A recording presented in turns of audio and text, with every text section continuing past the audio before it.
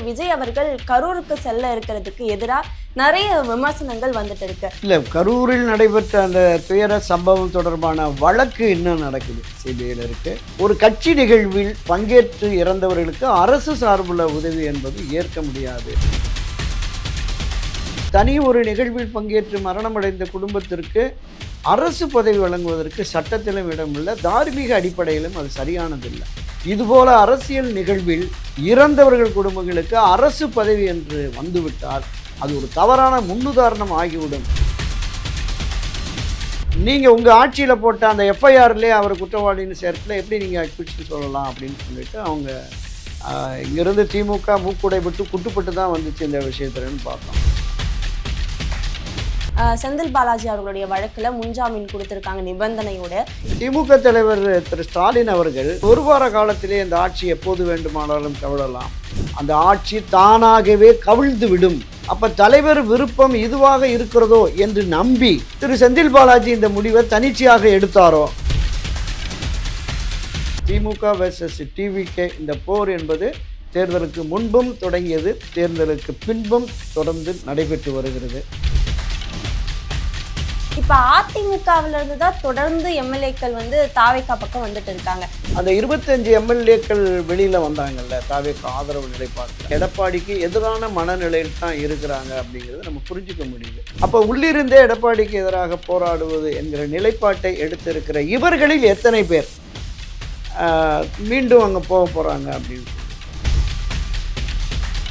அதிமுகவுடைய அடுத்த கட்ட நிலைமை என்ன அப்படின்ற ஒரு கேள்வியும் வருது. இந்த அதிமுக ஏற்பட்டு இருக்கிற இந்த பிரச்சனை குழப்ப நிலைக்கு முழு முதல் காரணம் எடப்பாடி பழனிசாமி தான். நான் தான் அதிமுக, நான் தான் அந்த கட்சி பொதுச்செயலாளர், நான் எடுக்கிறது தான் முடிவு என்ற சர்வாதிகார தனத்தில் எடப்பாடி பழனிசாமி போனதுனால தான் இந்த பின்னடைவு சரிவு என்பது. மீண்டும் சசிகலா வரத்துக்கான வாய்ப்பு இருக்கா?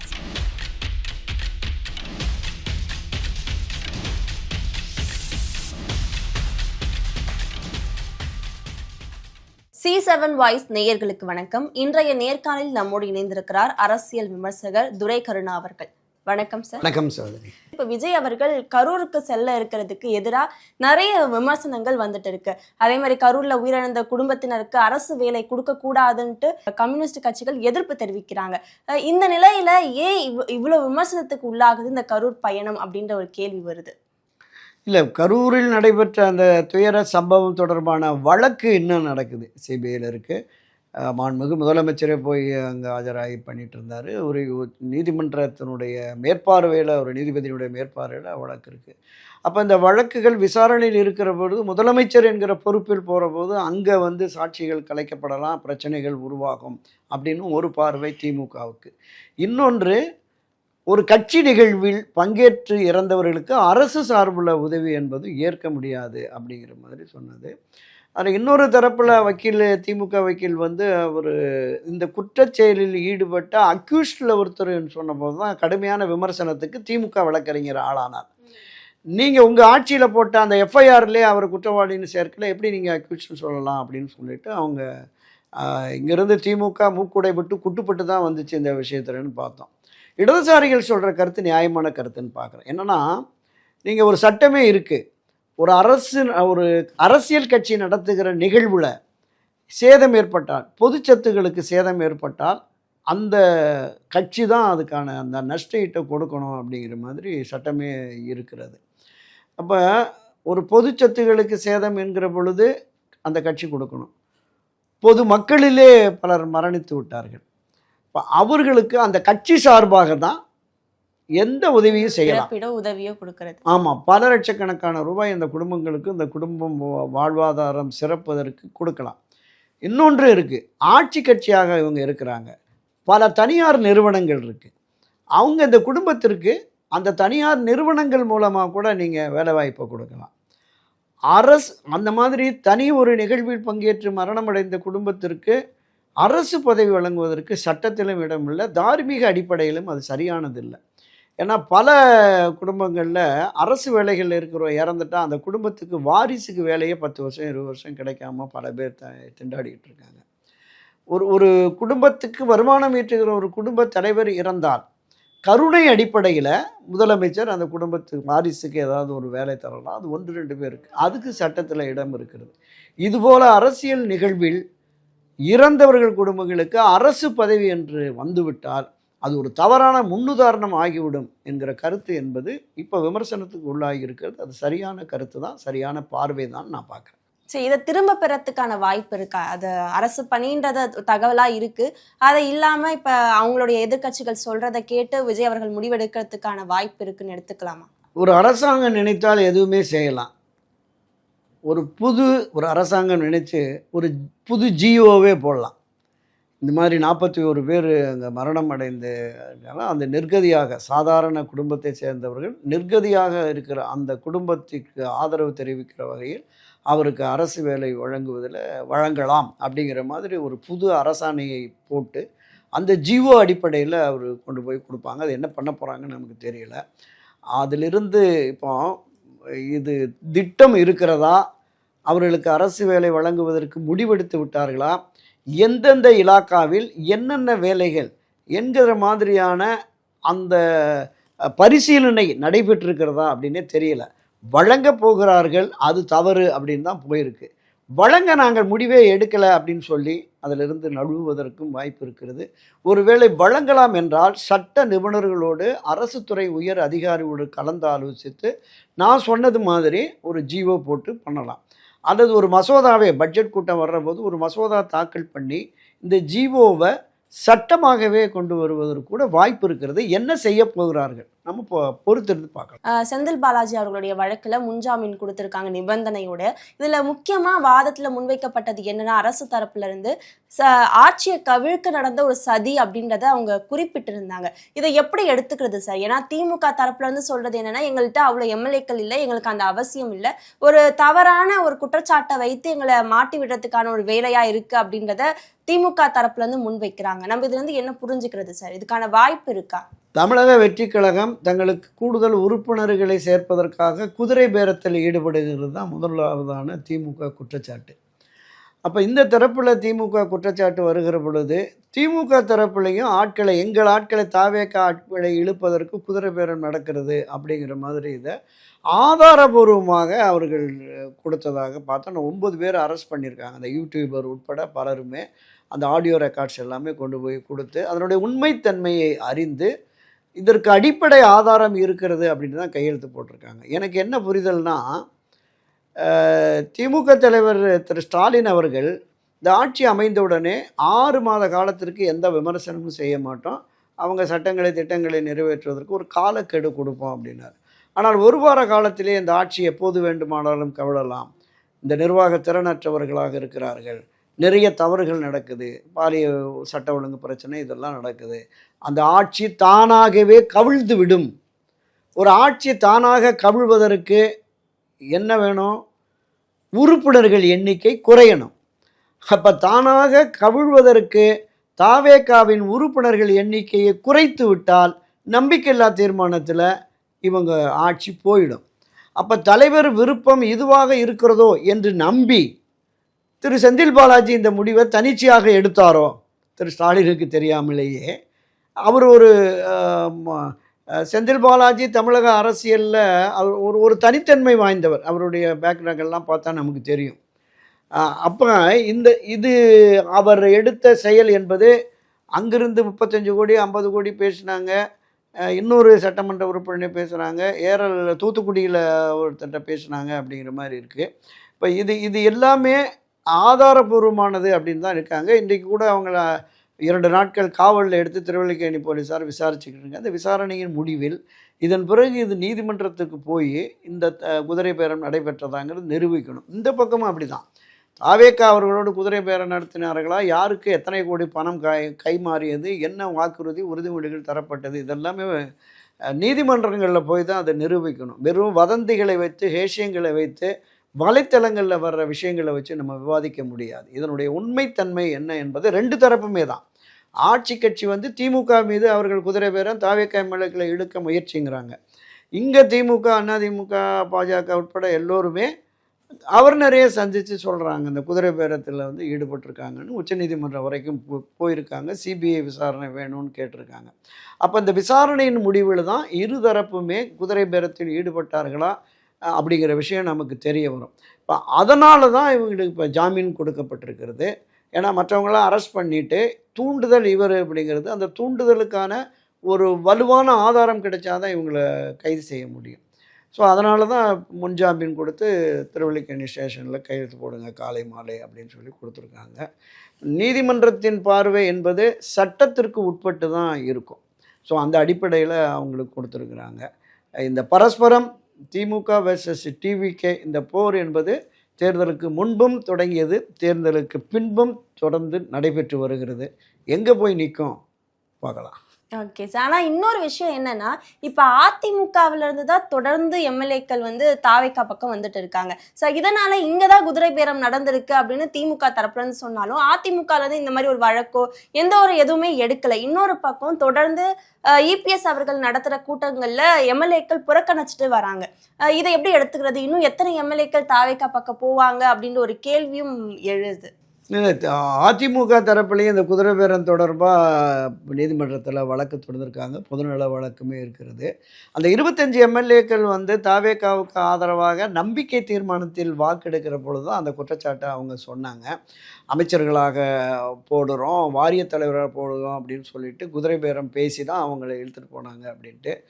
அதில் அந்த தகுதி இழப்பு வரும். இப்போ எடப்பாடி தரப்புலேருந்து ஒரு நோட்டீஸ் பேரவைத் தலைவருக்கு கொடுத்து தகுதி இழப்பு வரும் என்பதால் அங்கே திரும்பவும் போய் நாங்கள் எல்லாம் ஒற்றுமை ஆகிட்டோம், எங்களுக்குள்ள எந்த பேரமும் இல்லை அப்படின்னு சொல்லி இருந்துட்டாங்க. ஆனாலும் அதை தாண்டி ஒரு 6 எம்எல்ஏக்கள் தங்களுடைய பதவிகளை ராஜினாமா செய்துட்டு தாவேக்கால போய் இணைஞ்சிட்டாங்க. இன்னும் பலர் வருவதற்கான வாய்ப்பு இருக்குது. நீங்கள் குறிப்பிட்டது மாதிரி அவர் தொடர்ந்து நடைபெறுகிற இந்த ஆலோசனை ஆமாம், எடப்பாடி பழனிசாமி தலைவர் ஆலோசனை கூட்டத்தில் கிட்டத்தட்ட ஒரு 5-6 எம்எல்ஏக்கள் போகலை அப்படின்னாங்க. பாலகிருஷ்ணா ரெட்டி, கேசி வீரமணி, சுகுமார், இப்படி நிறைய கேபி அன்பழகன் உட்பட பலருமே இல்லை. அந்த 25 எம்எல்ஏக்கள் வெளியில் வந்தாங்கல்ல தாவேக்கு ஆதரவு நிலைப்பாட்டில், அதில் சிவி சண்முகம், தங்கமணி, வேலுமணி, நம்ம நத்தம் விஸ்வநாதன், கேபி அன்பழகன் உள்ளிட்ட பலருமே இன்னும் அந்த எடப்பாடிக்கு எதிரான மனநிலையில் தான் இருக்கிறாங்க அப்படிங்கிறது நம்ம புரிஞ்சுக்க முடியுது. அந்த எதிரான மனநிலையில் இருந்தவர்கள் இனி இவரோடு பயணிக்க முடியாது அப்படிங்கிற முடிவெடுத்து தான் ரிசைன் பண்ணிட்டு வந்துட்டாங்க. இந்த எம்ஆர் விஜயபாஸ்கர், சி விஜயபாஸ்கர் உட்பட எல்லோருமே கிட்டத்தட்ட ஏற்கனவே 4 பேர், இப்போ 6 பேர் வந்துட்டாங்க. இப்போ மீதம் அதிருப்தியில் இருப்பவர்கள் உள்ளிருந்தே போராடலாம் அப்படிங்கிற மாதிரி. சிவி சண்முகம் நான் அதிமுகவில் இருக்கிறான்னா என்னன்னே தெரியல, அவர் தான் கேட்கணும் அப்படிங்கிற மாதிரி அவர் சொன்னார். மற்றவர்களுமே இவர் தலைமையிலான ஆலோசனை கூட்டத்தில் பங்கேற்பதில்லைங்கிற முடிவு எடுத்து அவங்க தனியாக இருக்கிறாங்க. அப்போ உள்ளிருந்தே எடப்பாடிக்கு எதிராக போராடுவது என்கிற நிலைப்பாட்டை எடுத்திருக்கிற இவர்களில் எத்தனை பேர் மீண்டும் அங்கே போக போகிறாங்க அப்படின்னு சொல்லிட்டு, நான் கிட்டத்தட்ட 1 மாதத்துக்கு முன்னாடியே ஆதவர்ஜுனாட்ட 12 எம்எல்ஏக்கள் கொண்ட ஒரு லிஸ்ட் இருக்குது. அந்த 12 எம்எல்ஏக்களையும் இங்கே கொண்டு வந்துட்டு தான் இடைத்தேர்தலை அவங்க எதிர்கொண்டு ஒரு ஒரு ஒரு வலுவான ஆதரவு நிலைப்பாட்டில் தாவேக்கா எம்எல்ஏக்களாக இவர்களை அவைக்குள் கொண்டு வருவதற்கான முயற்சி மேற்கொள்ளுகிறார் அப்படிங்கிற மாதிரி இருந்தது. 4 6 ஆயிருக்கு. 6 8 10 12 எப்போ ஆகுங்கிறது தான் தெரியல நமக்கு.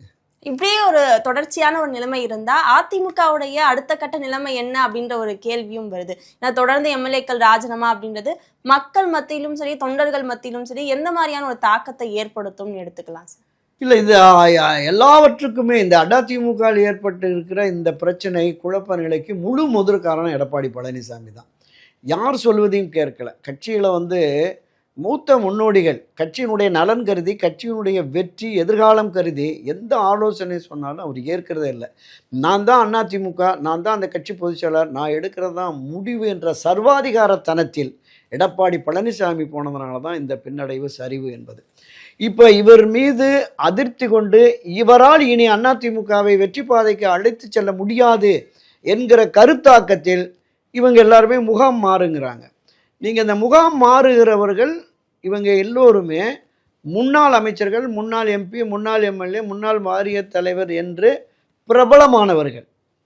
ஆனால் அதிமுகவில் புரட்சித் தலைவர் எம்ஜிஆர், செல்வி ஜெயலலிதா, இந்த இரட்டை இலை இதை நேசிக்கிற ஒரு கூட்டம் 1 கோடிக்கு மேலே ஓட்டு போட்ட 1 கோடிக்கு மேற்பட்டவர்கள் அந்த நிலைப்பாட்டில். எடப்பாடியினுடைய அந்த செயலை பிடிக்காத 1 கோடி பேர் ஓட்டு போடலை. அவர் சொன்னார்ல 2 கோடி 2.25 கோடி உறுப்பினர் அட்டை அதிமுகவில் விநியோகித்திருக்கோம்னு. நாடாளுமன்ற தேர்தலில் இன்னும் மோசமாக 88-90 லட்சம் தான் இருந்தது. இப்போவும் 1 கோடியே 18 லட்சம் 1 கோடி 20 லட்சம் தான் இருக்குது. அப்போ 1 கோடிக்கும் மேற்பட்டவர்கள் எடப்பாடி பழனிசாமி மீதான அந்த அதிருப்தியில், கோபத்தில், ஆத்திரத்தில் வாக்களிக்கவே போகலைன்னு நம்ம பார்த்துக்கலாம். இப்போ மீதம் ரெட்டலை தோற்றுறக்கூடாதுன்னு சொல்லி தான் மீதம் உள்ள நான் குறிப்பிட்ட புரட்சித் தலைவர் கட்சியினுடைய நிறுவன தலைவர் புரட்சித் தலைவர் எம்ஜிஆர், செல்வி ஜெயலலிதா அவர்களை நேசிக்கிறவர்கள் இரட்டை இலை சின்னம் தோற்றுவிடக்கூடாது என்கிற கருத்தாக்கம், எந்த பிரதிபலனையும் எதிர்பாராமல் காலமெல்லாம் தேர்தல் வந்தால் ரெட்டலைக்கு ஓட்டு போட்டுட்டு அவன் போய் வீட்டில் அவன் வேலையை பார்க்க ஆரம்பிப்பான். அவன் இன்னும் இருக்கிறான். அதனால தான் இந்த கட்சி பெரிய அளவில் பின்னடைவு, சரிவு, தோல்வி என்பதெல்லாம் எடப்பாடி தன்னுடைய நிலைப்பாட்டை மாற்றி ஒரு புதிய தலைமை அல்லது ஒரு புதிய அவரே தன்னை சுய பரிசோதனை செய்து கட்சியை ஜனநாயக ரீதியில் வழிநடத்த வேண்டும் என்கிற, எல்லோரையும் அரவணைத்து வழிநடத்த வேண்டும் என்கிற முடிவுக்கு வந்தால் இந்த கட்சி மறுபடியும் வெற்றி பாதைக்கு தான் போகும். மீண்டும் சசிகலா வரத்துக்கான வாய்ப்பு இருக்கா சார்? இல்லை, அது கடந்த 1 வாரமாக அந்த பேச்சு நடக்குது. ஏன்னா இடையில நடந்த கூட்டத்தில் கூட டிடிவி தினகரனை கொண்டு வரணுன்றதுக்கெல்லாம் கோரிக்கை வைத்திருந்தாங்க. ஆமாம், அதுக்கு வாய்ப்பு இல்லைன்னு இவரே சொன்னதாகவும் செய்திகள் வந்திருந்தது. ஸோ நம்ம இதுக்கான வாய்ப்புகள் இருக்கா இன்னும் போற காலங்கள்? செல்வி ஜெயலலிதா மறைவுக்கு பிறகு இந்த கட்சியையும் அதிமுக ஆட்சியும் வழிநடத்துவதற்கு நீங்கள் தான் வர வேண்டும் என்று திருமதி CBK சசிகலா அவர்களை இந்த அன்றைக்கு இருந்த ஒருங்கிணைப்பாளர் OPS, இணை ஒருங்கிணைப்பாளர் EPS உட்பட எல்லோருமே போய் தான் அவங்கள வலியுறுத்தினாங்க. அந்த 2017 ஒரு தீர்மானம் கொண்டு வந்து பொதுச் செயலாளராக்கி அதன் பிறகு OPS முதலமைச்சரான உடனே அவருக்கு எதிராகவே அமைச்சர்கள் எல்லாம் போய் அந்த மாட்டை புகார் கொடுத்து அவர் சுயேட்சையாக செயல்படுறாரு, எந்த முன்னணி தலைவர்களோட மூத்த அமைச்சரோட கலந்து ஆலோசிக்கிறதில்ல, அவர் கோஷ்டி சேர்க்குறாரு அப்படின்லாம் புகார் தெரிவித்து திருமதி சசிகலாவையே முதலமைச்சராக தேர்ந்தெடுத்தாங்க. அதிமுக சட்டமன்ற குழுவோட தேர்ந்தெடுத்தாங்க.